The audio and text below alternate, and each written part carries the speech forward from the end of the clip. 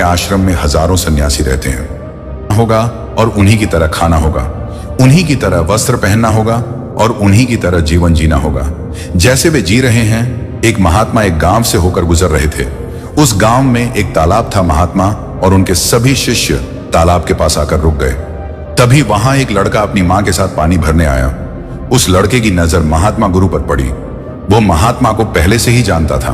उसे पता था कि महात्मा बहुत ज्ञानी है और वे सभी के प्रश्नों का उत्तर देता, वे सभी की समस्याओं का समाधान भी बताते हैं। वह उनके पास गया और बोला, मैं बहुत बड़ा कुछ करना चाहता हूं, लेकिन जब मैं कुछ करने का प्रयास करता हूं तो मैं उस कार्य को पूरा नहीं कर पाता हूं। मुझे समझ नहीं आता कि मैं कहां गलती कर रहा हूं। इसीलिए मैं आपसे यह प्रश्न पूछना चाहता हूं कि लक्ष्य प्राप्त करते समय ऐसी कौन कौन सी कठिनाइयों का सामना करना पड़ता है जिनको पार करने के बाद ही कोई व्यक्ति सफल हो सकता है। महात्मा उस लड़के की ओर मुस्कुराते हुए बोले, जब तक तुम अपने लक्ष्य की ओर कदम नहीं बढ़ाते तब तक सफलता से जुड़ा हर प्रश्न, हर उत्तर अधूरा है। महात्मा ने इस उपदेश को समाप्त कर अपने सभी शिष्यों के साथ आगे की यात्रा जारी रखी। उस लड़के ने भी अपनी मां के साथ घर लौटने का निर्णय किया और घर वापस आ गया। अगले दिन जब वह लड़का अपनी मां के साथ तालाब पर पानी भरने आया तो उसने देखा कि कल तालाब में जो कमल की केवल कलियां थीं, वे आज पूरी तरह से खिल चुकी थीं। उसकी मां को इस पर यकीन नहीं हो रहा था। उसने अपनी मां से कहा, बेमौसम इतने सारे फूल एक साथ खिलना, ऐसी घटना तो मैंने आज तक नहीं देखी। यह सब महात्मा के यहां आने के कारण हुआ है, अर्थात यह उनका ही प्रभाव है। उस समय वह लड़का सोचने में खो गया।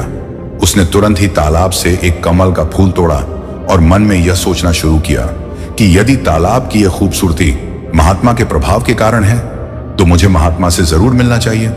शायद वे मुझे कुछ सीखने के लिए संकेत देना चाह रहे हैं। सोचते सोचते उसने तय कर लिया कि वह महात्मा से जरूर मिलेगा और महात्मा की वह आवाज उसके मन में गूंज रही थी, तुम लक्ष्य की ओर कदम नहीं बढ़ाते तब तक सफलता से जुड़ा हर प्रश्न, हर उत्तर अधूरा है। तब उस लड़के ने कमल का फूल एक मटके में रख लिया और उसने यह निश्चय किया कि वह महात्मा से मिलकर ही रहेगा। उसके मन में जो भी प्रश्न थे उनके उत्तर जानने का उसने निश्चय किया। उस लड़के ने तुरंत अपनी मां से कहा, मैं महात्मा से मिलने जा रहा हूं, वे बहुत दूर नहीं गए होंगे। अगर मैं जल्दी जल्दी चलूं तो एक दिन में ही मैं उन तक पहुंच जाऊंगा और एक दो दिन में मिलकर घर वापस आ जाऊंगा। उसकी मां ने उसे बहुत समझाने की कोशिश की, लेकिन वह लड़का नहीं माना और तुरंत ही सफर पर निकल पड़ा। वह मार्ग पर बहुत तेजी से चल रहा था। बहुत कम समय में ही उसने अपने गांव को पार कर लिया। चलते चलते उसकी थकान बढ़ रही थी, जिससे उसकी रफ्तार कम होने लगी थी, लेकिन उसने हार नहीं मानी। धीरे धीरे चलता